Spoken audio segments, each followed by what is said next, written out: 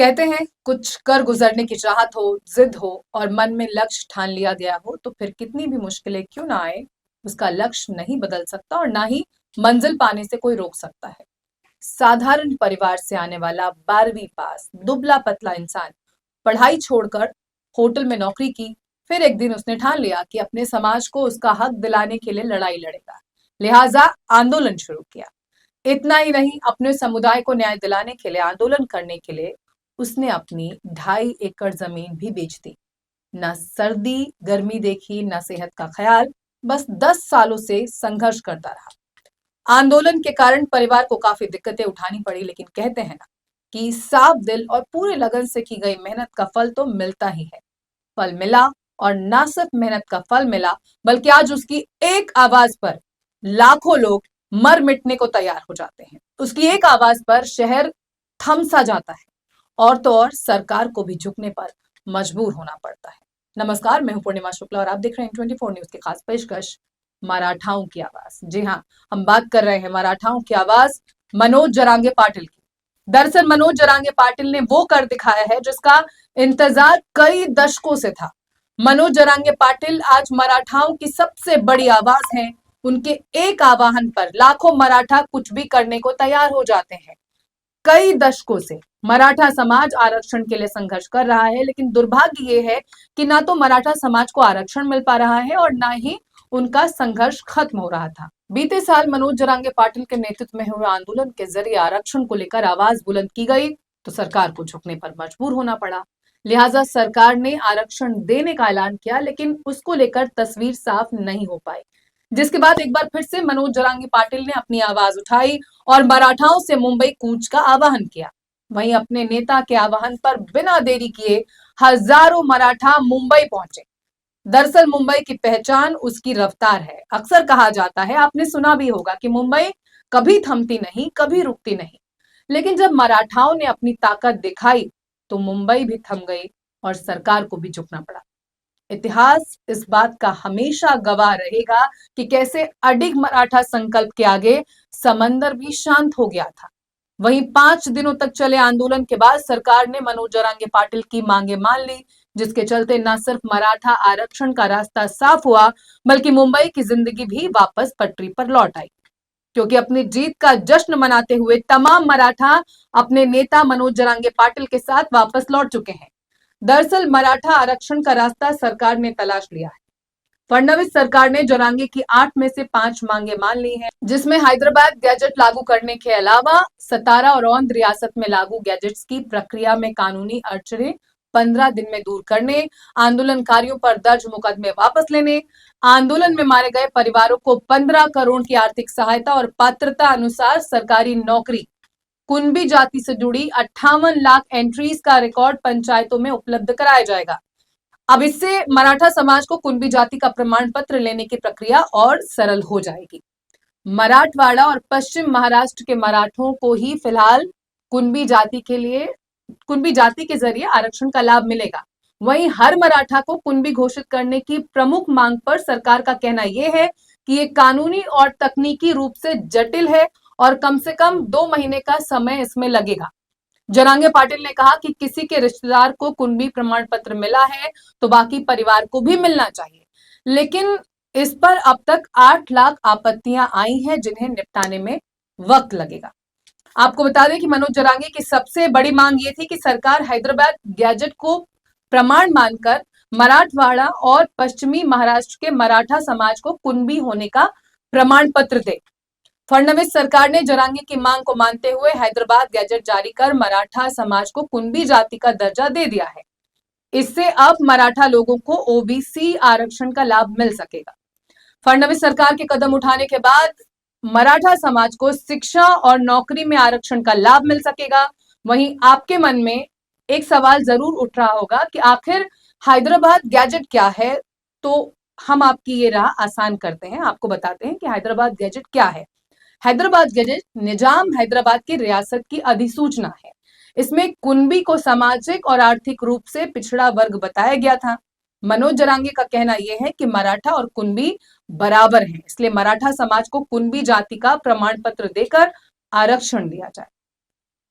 सरकार ने हैदराबाद गैजेट को कुणबी मराठा पहचान के प्रमाण के तौर पर मान्यता देने के लिए अब रजामंदी दे दी है। कुल मिलाकर मंगलवार का दिन मराठा समुदाय और मनोज जरांगे पाटिल के लिए एक बड़ा दिन था।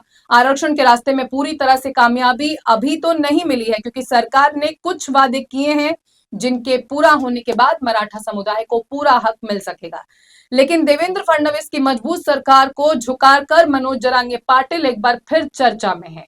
आज हर कोई उनके बारे में जानना चाहता है। आपको बता दें, मनोज जरांगे का जन्म 1 अगस्त 1982 को हुआ था। एक साधारण किसान परिवार से वो ताल्लुक रखते हैं। उन्होंने होटल और चीनी कारखानों में भी काम किया है।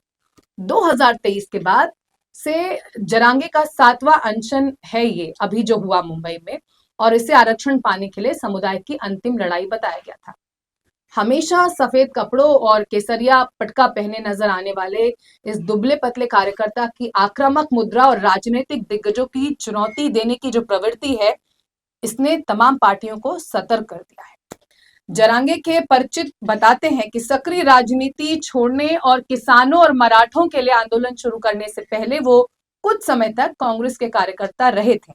राज्य में राजनीतिक रूप से प्रभावशाली मराठा समुदाय के सदस्यों की संख्या लगभग 30% है। जरांगे ने सबसे पहले मराठा समाज के लिए 2021 में पिंपल गांव में 90 दिनों तक आंदोलन किया था। इसके बाद 2023 में अगस्त के महीने में जालना में जरांगे ने कई दिनों तक आंदोलन किया था।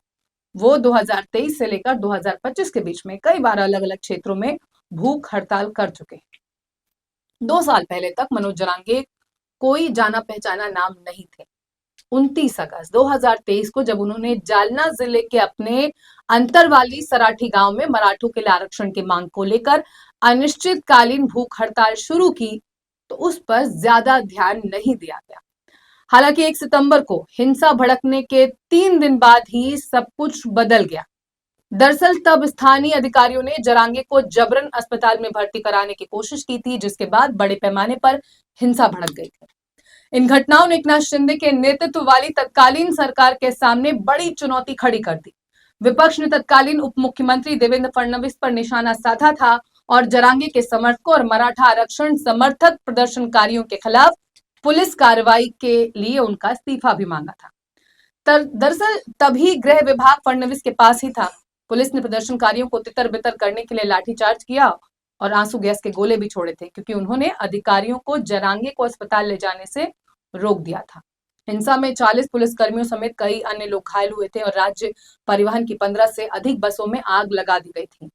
आंदोलन और उसके बाद की पुलिस कार्रवाई ने जरांगे को एक नई पहचान दिला दी और शिवसेना, बीजेपी, एनसीपी की महायुति सरकार को एक बार फिर शिक्षा और नौकरियों में मराठों के लिए आरक्षण की बात करने को मजबूर होना पड़ा था।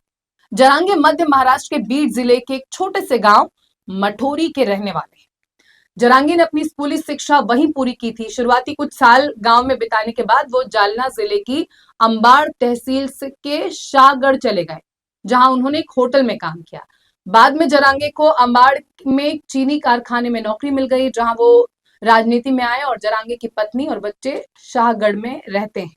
वहीं जरांगे ने मराठा आरक्षण आंदोलन के दौरान जान गंवाने वाले लोगों के परिवारों को सरकार से मुआवजा दिलाने में महत्वपूर्ण भूमिका भी निभाई थी।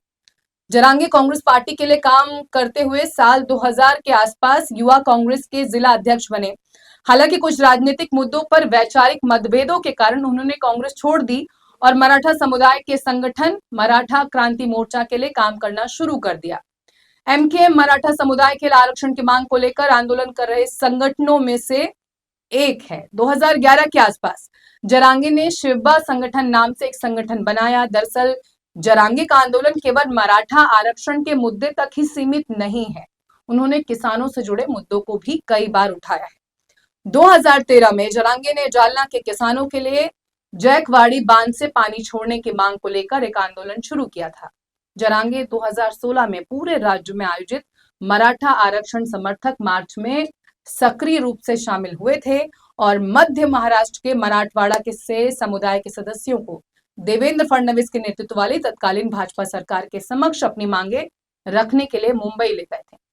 जरांगे ने भले ही मटोरी गांव छोड़ दिया था, लेकिन उनके पिता राव साहेब, मां प्रभाबाई, उनके बड़े भाई जगन्नाथ और काका साहेब भी वहीं रहते हैं और खेती करते हैं। मनोज जरांगे ने शाहगढ़ के पास कुछ जमीन खरीदी थी, लेकिन उनके परिवार की आय हमेशा औसत रही। कुल मिलाकर मनोज जरांगे का सफर संघर्षों से भरा रहा और उन्होंने अपने समाज को न्याय दिलाने के लिए कई बड़े आंदोलन किए। यही वजह है कि साधारण परिवार से आने वाले मनोज जरांगे पाटिल आज मराठाओं की सबसे बड़ी आवाज है।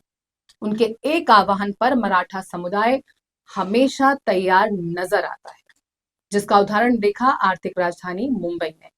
मनोज जरांगे पाटिल का ही अडिग संकल्प था कि मराठा समुदाय एकजुट हुआ, जिसने न सिर्फ देश के व्यस्त शहरों में से एक मुंबई की रफ्तार रोकी, बल्कि सरकार को भी विवश कर दिया। मनोज जरांगे पाटिल का नाम मराठाओं के इतिहास में दर्ज होगा और सदैव उनके संघर्ष और संकल्प को याद किया जाएगा, क्योंकि जिस तरह से सरकार उनके आगे झुकी है वो अपने आप में इतिहास है। फिलहाल इस पेशकश में इतना ही।